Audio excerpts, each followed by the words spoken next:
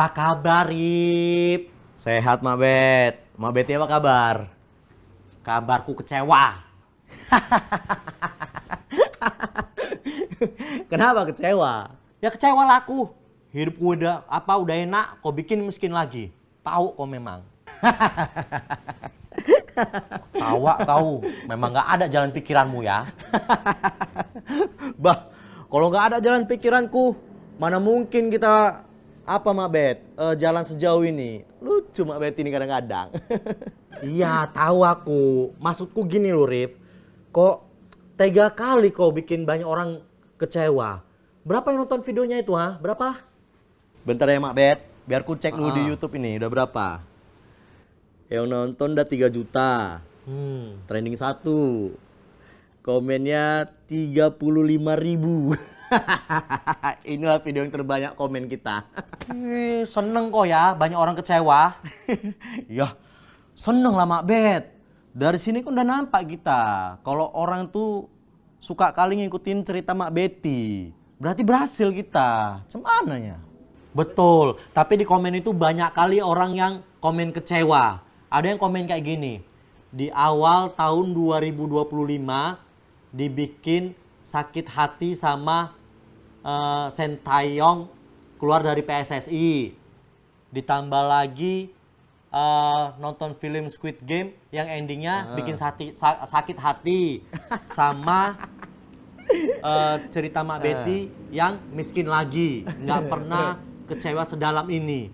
Ada yang aku baca komennya kayak gitu, kau pikir? Siram limpul-limpul, nggak kecewa lagi tuh Mak Bet.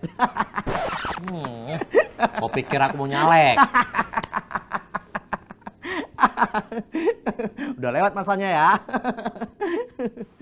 Aku kalau baca komen-komen itu, Rip, sampai 35.000, entahlah. Ih, pening kepalaku. Tak apa-apa aja isinya, iya. Ih, naik turun apa? Turun terus darahku. Ih. Seru kan Mak Bet? Kayak ini kita ngikutin ceritanya tuh kayak naik rolling coaster. Oh memang ini Arif ya, aku apa ini? Suka kali bikin cerita plot twist gitu, ha? Ya tergantung dari karakternya Mak Bet. Jadi ada beberapa karakter tuh yang memang bisa dibikin plot twist sama enggak gitu. Betul. Karena ada beberapa cerita juga kan, ku bikin plot twist tapi karakternya tuh lemah gitu, nggak kuat dia.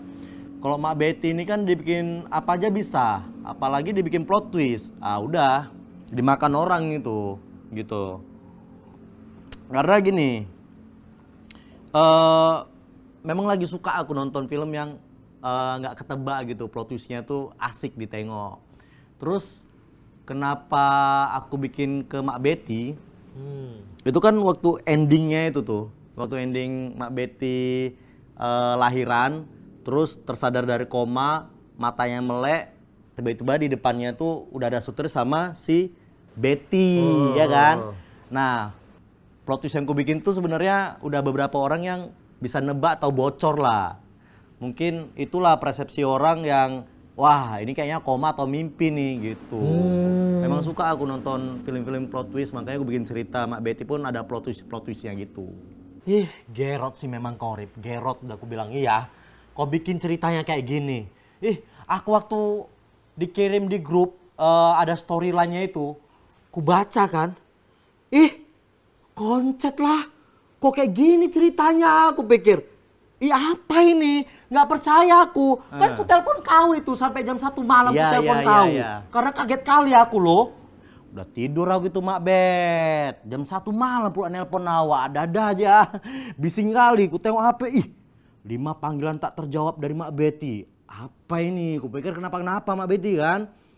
Kan ku telepon balik tuh. Telepon balik.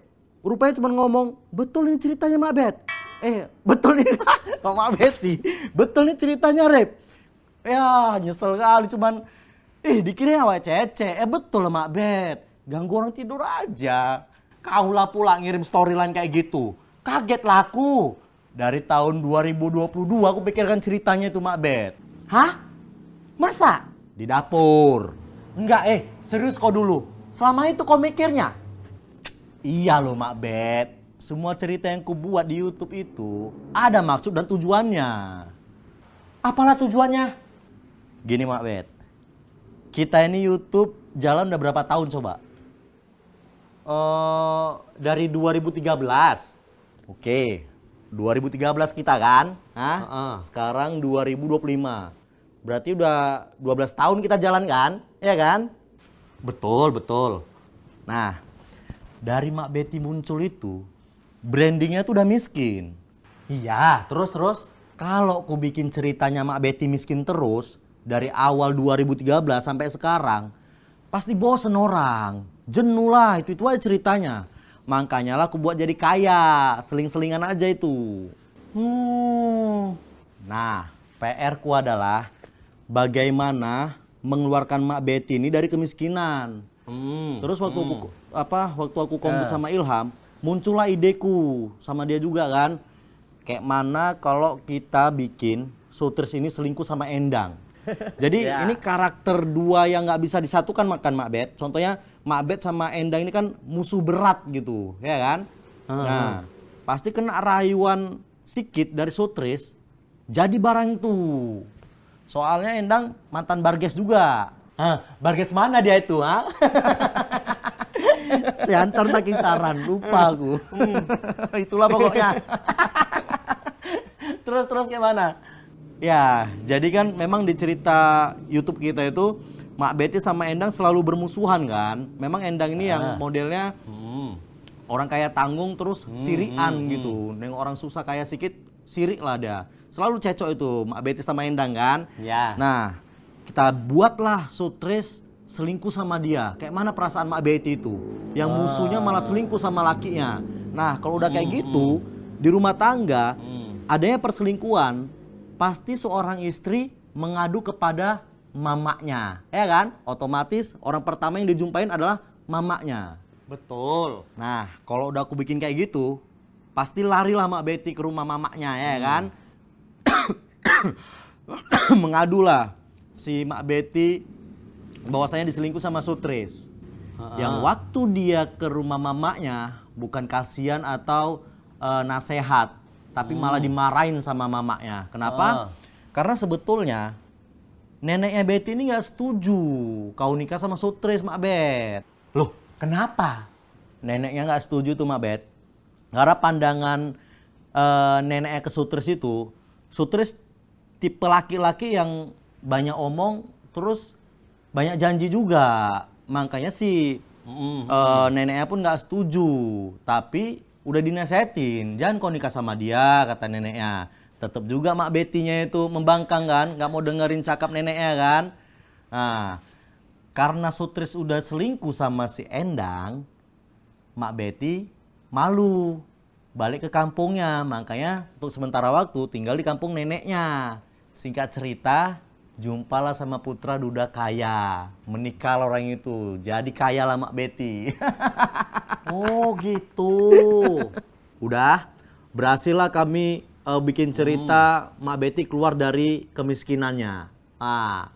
Karena udah nikah sama putra kan, yang selama ini dia tersakitin dan sekarang dia dapat kebahagiaan. Nah, disitulah penonton seneng dan terbawa suasana. Karena selama ini Mak Betty sakit, akan kebodohan Sutris, nggak mau kerja, kemiskinannya, hidup nggak pernah bahagia, sampai dia dapet suami yang kaya raya dan sayang istri. Makanya penonton tuh ya yes, berhasil gitu, Mak Betty jadi kaya.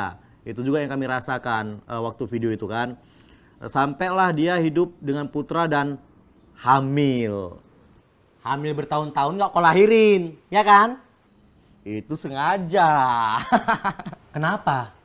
Ya biar ada konten selama Mak Betty kaya lah, cemana ya. Banyak konten di situ digoreng-goreng Mak Bet. Contohnya kayak permasalahan orang kaya, Betty yang anak tiri sama putra, suami yang tinggal sama mertua. Karena kan neneknya tinggal di situ juga kan, ikut bareng mereka kan tinggalnya. Terus Mak Betty yang suka membantu karena udah kaya. Iya. Ya banyak lah, lumayan juga konten di situ. Oh, dapat konten kok selama 3 tahun di situ ya? Betul Mak Bet. Udah habis konten kaya, kau bikin aku miskin lagi karena melahirkan. Rupanya itu koma. Asli kalau itu Mak Bet.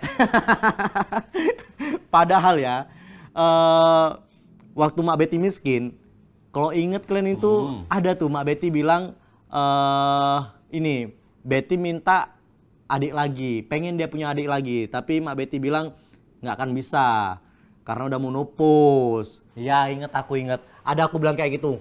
Nggak bisa Mak Bet punya anak, udah menopause, aku bilang gitu. Makanya kalau misalnya penonton inget, bisa protes itu waktu dia kayak hamil, pasti orang lululum. Mak Betty kan pernah gini-gini, tapi nggak ada yang sadar itu karena orang udah terbawa suasana sama Mak Betty kaya, jadi lupa. Terus kenapa lah kau bikin aku hamil? Ya namanya mimpi koma. Kalau mimpi ya sah-sah aja lah. Mimpi apapun bisa terjadi, Mak Bet. Kan gini loh, Rip.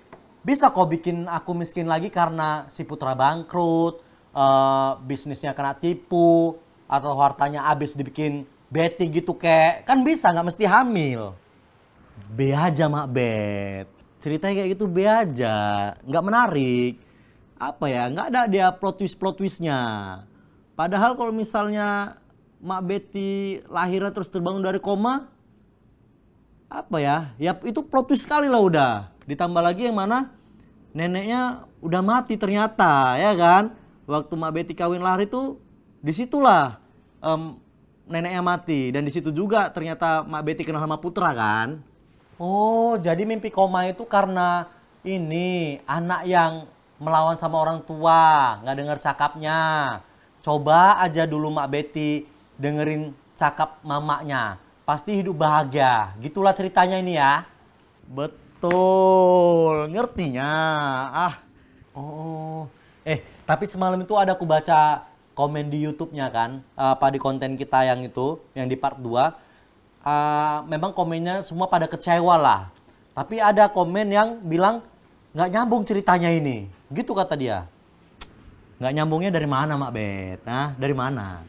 Ya, waktu aku terbangun dari koma itu kan, ini ada flashback di mana Sutris nyiram minyak makan kan, karena aku ulang tahun dia mau bikin surprise. Ternyata itu surprise-nya gagal, tebuntang laku, kena kepala belakangku. Itu kan komanya. Terus kan tulis di situ 1 tahun yang lalu, ya kan? Iya. Nah, video yang berawal dari komanya itu dari video mana gitu? Ya dari inilah, Sutris selingkuh sama Endang. Waktu masih zaman pacar-pacaran, Sutris sama Endang. Dari situlah awal ceritanya Mak Betty koma. Biar keluar dari kemiskinan. 3 tahun yang lalu itu videonya kayaknya.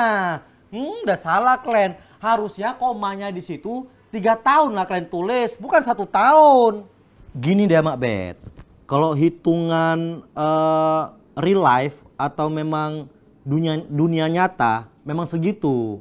Tapi kalau hitungan waktu mimpi kan bisa lebih cepat. Ngerti? Enggak. Susah memang ngomong sama orang nggak tamat SD ya. Gaya kali mulut kau. Nggak tamat SD, tapi kau kaya dari aku. Mesti kali dibilang butuh kali pengakuan ya. Orang kaya. Dari Allah lah aku kaya. Apa pula dari Mak Betty? Iya, perantaraannya loh. Kalau itu betul. Udah kau jelasin dulu. Kenapa komanya itu 1 tahun, terus video mimpinya itu selama 3 tahun? Kenapa? Gini loh Mak Bet. Kita tidur 1 malam aja, mimpinya entah apa-apa ya kan?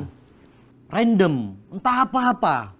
Itu kalau difilmkan jadi 1 film. Nah, konon lagi Mak Betty-nya ini koma dapat mimpi selama 1 tahun.